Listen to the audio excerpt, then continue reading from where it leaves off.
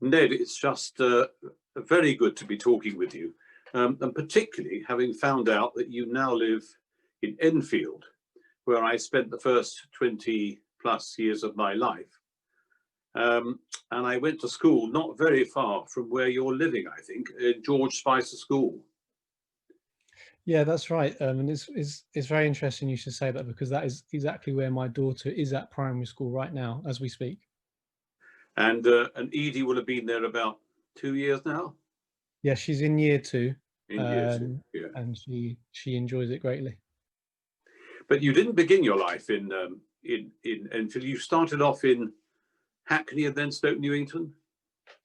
Yes, that's right. I grew up in Stoke Newington. I went to school in Stoke Newington. I was born in Mile End Hospital, but my formative years were all spent in Hackney.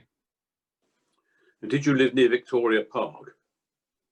No, I live, well, in Stoke Newington, I live slightly further north than Victoria Park. I lived very close to Clissold Park. Oh yes, yeah, yes, I know where you be. And so you were at school locally, but then you went off to Manchester to read American studies. I did, yeah. I had a very good time in Manchester. I feel quite sorry for the students there at the moment, because I had a fabulous time, and it's such a great place to be a student. And I really enjoyed the course, and it allowed me to visit America as well. And what was it that before you got there that tempted you to choose American studies? I think that I have quite diverse interests. So American studies, when you tell people that you say American studies, they say to you, well, what is that? Because, obviously it can be a little bit difficult to understand what it is, but because it is a combination of literature, history, and cultural studies. So you're in lectures with English literature students, but it broadens your scope away from just the literature, and I find American history absolutely fascinating. So that's the primary reason why I chose it, as well as the fact that they were offering it in Manchester, and I really wanted to go there. And do you have any particular favorite American author, novelist, or writer, poet? Well, when I was studying, I guess one of the authors when I was younger, who I obviously always loved, was John Steinbeck, which is quite an obvious choice. But The Grapes of Wrath is such an amazing novel that, yeah, it's just a really obvious choice. But I think it's just amazing. No, I agree with you. I think I was brought up even at an even earlier age on Mark Twain. Oh, yeah. And the funny thing was, you read Huckleberry Finn and learnt what a terrible person Tom Sawyer was, and you then read Tom Sawyer and learnt what a terrible person Huckleberry Finn was. And they were both pretty sort of naughty, I think. Okay, so is that how you ended up also studying at Massachusetts? Yes. So as part of the course, in the second part of the second year, we could go to study at an American university, and I ended up at Amherst in Massachusetts. Ah, yes, where Emily Dickinson was. Yes, she is very, very famous alumni of that location. Yeah, yeah. And indeed, one of the people I've interviewed earlier on, or had a conversation with earlier on, Tyler Carey. I think he's in Amherst now. If not, he certainly lived there at a certain point. So clearly, I mean, you say you've always had a wide variety of interests. It sounds as if you come from a fairly creative family, with a father as an architect, and your mother also did creative things. Yes, that's right. I mean, my father was an architect, and yeah, he, as we discussed, he designed a building that's still there in Covent Garden, which is the Jubilee Market Hall, which was opened by the Queen in 1987. And I have very clear memories of attending that opening with my grandmother and my grandfather, and they being obviously incredibly proud of their son, because he didn't really come from from a background which would have suggested that he would become an architect. So it was an incredibly proud moment for them. And then my mother worked in film. She went to art school, and then she ended up working at Pinewood Studios on set design, and she worked on various Bond films and other films. And then she, after that, she sort of branched out on her own and produced a number of films herself, which are kind of very independent art house films, which are reasonably well known in that circle. So there's a film called Dynamo, which came out in 1972, and then Tunde's film in 1973, and that kind of really led her to a project which she worked on called the Basement Project, which was all about bringing. She very much focused herself in the East End of London, and she ended up working on this project with habitual truants. So these kids would never go to school, so they tried to get them to kind of participate in something else, and that they had actually ended up with a broadcast on the BBC called Open Door, where they had quite a comical look at their local environment, and yeah, it was a kind of a real passion of hers to work with children in that area in film. And then she just carried on with her own arts organisation, and it's very much focused on community arts related to photography, fashion, and the arts. Yeah. Yeah, well, that's all very interesting. And indeed, ironically, the only thing I've ever played truant from was Sunday school. So I don't. But looking at your life, I mean, it's full of surprises, I think, because the first thing you went to do when you left university was to work for Hamley's toy shop in Regent Street. What took you there? I was very much searching for a very quick way to pay off my overdraft as quickly as possible, and they had a position there where you worked in their events department. And it sounds quite glamorous, but it really wasn't. We worked in the cloakroom. We prepared Hamleys for they had Christmas parties there. So if you're a large multinational company, you can hire Hamleys in the evening near Christmas, and you could do your private shopping and use the arcades and stuff like that. And so I worked there. I did that for a couple of months. Just near to Christmas, and then they allowed me to stay on, and I then worked in the dispatch department of Hamleys, which was absolutely hilarious because the job was basically to go shopping around the store, collecting things to then put in a box and send somewhere around the world. And then we also had to deal with returns as well. So people would send back toys, and we had to test them to see if they were really broken. So it was quite a hilarious job, but it didn't last that long because then I was offered the chance to go and work in Japan. Well, that's the next thing I was going to say. I mean, that was followed by two quite different episodes. First of all, English language teaching in Tokyo, followed by the University of Arts in London, reading for an MA in photographic and documentary photography. Tell me about those two things. How did those two things come up then? Well, I'd actually got a place on the MA while I was working at Hamleys, and then this opportunity to go to Japan came up. There used to be a very large company in Japan called Nova, and they had an office in London, so you could actually apply to work as a language teacher in Japan, and you could make that application and be interviewed in London. So I got the place on the MA at London College of Communication, but agreed with them that I could defer for a year so that then I could go and work in Japan.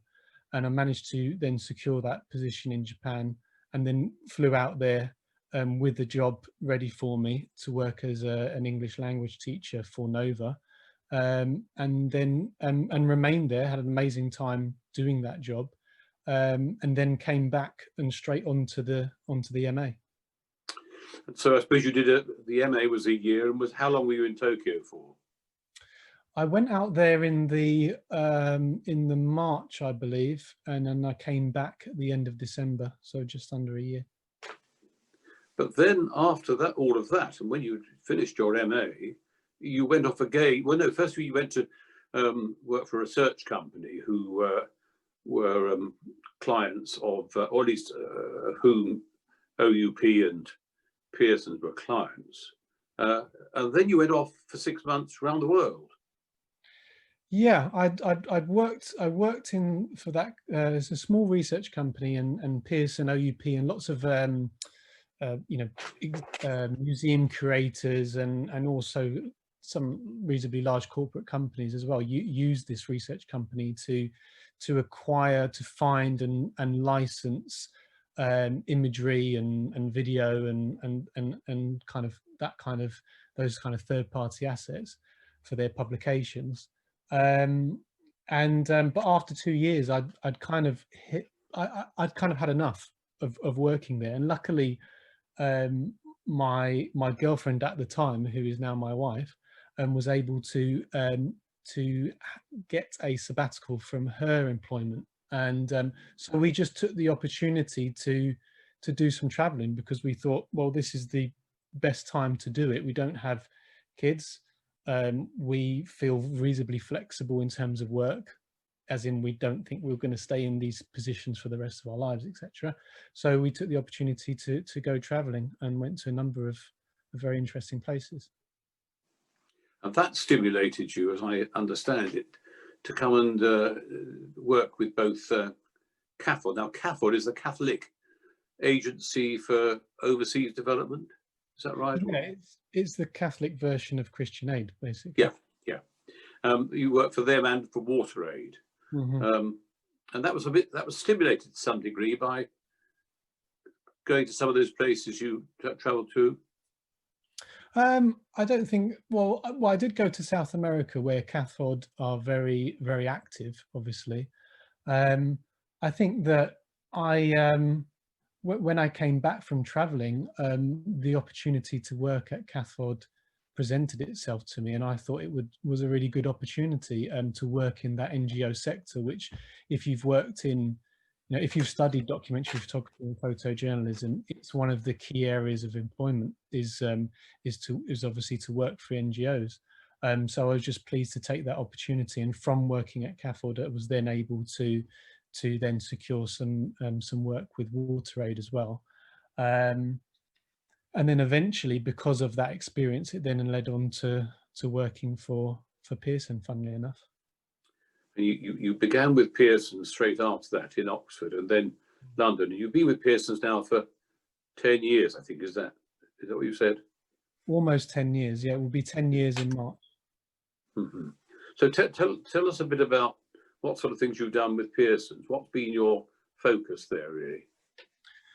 When I first started at Pearson, I was based in the Oxford office, and it was very much within the design and media department. And the role that when I first started was concentrated on research and licensing of mostly photography, but also video. And then over the years, I transferred to London, and the role has evolved itself away from that. I do a lot less of the licensing and all of the related paperwork on everything related with that, and it's much more moved towards a video production role. So I shoot, I edit, I produce, I direct video content for our educational products, and then also for our marketing of those products. And alongside all your work as with Pearson's, you're clearly someone, as you said before, with a great variety of interests. Outside work, what are the other things that sort of get you going? Yeah. Well, I'm very much into my sports. I love running. I love cycling. I love football. I love many things related to sports. I'm obviously also very interested in the arts, and it's one of the hardest things I think with lockdown is not being able to go to things that you would normally go to, so music events, gigs, the theatre, exhibitions and things like that, which are the real, I think, you know, my wife is from a small village outside of Nottingham called Bingham, and often, normally when speaking with my wife's parents, the debate comes up as to whether, you know, would it not be time maybe to leave London and move closer to them. I mean, my parents live in London, so I'm quite resistant to that. But I think one of the joys that I do get from you know, being in the area of London is exploiting those opportunities which it presents, which are, you know, and the involvement that you can have in the arts and the access to world-class performance, world-class arts, and the rest of it, which is difficult to replicate in any other location. Yes, I entirely. We've lived in London for good chunks of our life, and I agree. It's one of the frustrations is that there's no, you can't go to an orchestral concert, to an opera, to a theatre, whatever. But what you can do, of course, on Wednesday evening, and then for the successive 7 weeks, I think, is you can listen to Beethoven's 8 symphonies, all being performed or having been performed in Stationers' Hall. So there's a bit of a plug there. Anyway, which is great news. But then you became an apprentice and then a Freeman almost immediately with Stationers 2 years ago. And Steve Wilson Beals is your, he's also a stationer, is your mentor or whatever, yeah, or is that right? Is that the right word?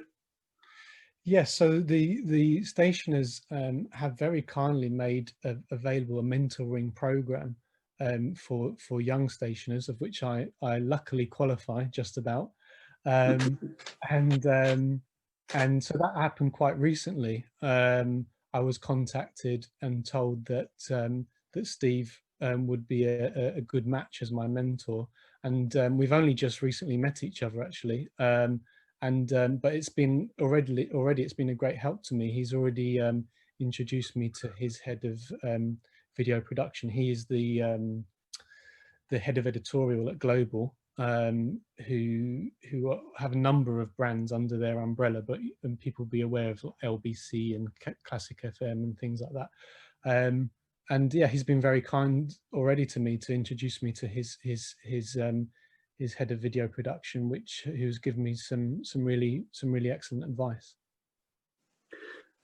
It's great. It's great to have you as a stationer, and I think one of the things you might help us with in the future, along with your fellow young stationers, is to how we encourage more young people, really, because we had this discussion this morning, and it said there are far too many who are old, white, rich, and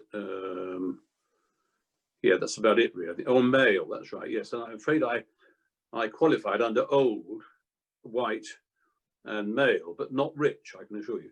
So if you can think of ways in which we can persuade more people who are younger to take part, I think we need to know what the things are that might stop them.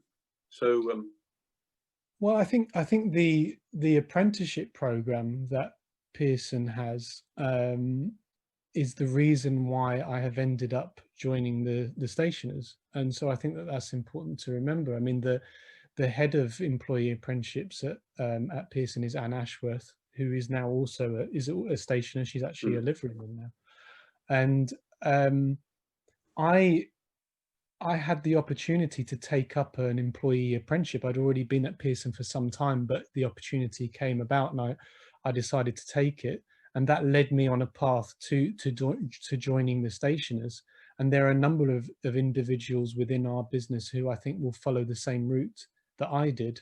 And I actually have someone who I manage currently, and I'm their mentor. And they have a binding ceremony with the stationers this week. So that's quite exciting. But I think for me personally, having lived that experience, that is a great route to recruit younger members, and I'm very supportive and also very glad that the stationers have taken that route in terms of allowing people on apprenticeships to feel and become part of the company. I think it's very important. That's hugely encouraging. We probably need to draw the thing to a close, because I'm not very good at keeping time. But what I would say is I hope we can soon get you to be a liveryman too, but also once eventually we can actually meet up a little bit more easily, perhaps I can have a dual tutorial with you on the sort of filmography that you've been talking about, and also about encouraging more young stationers. Thank you so much, Ned. I'd be very, very happy to do that. I look forward to meeting you in person. Indeed, we'll do it, definitely. Okay, thank you. Thanks.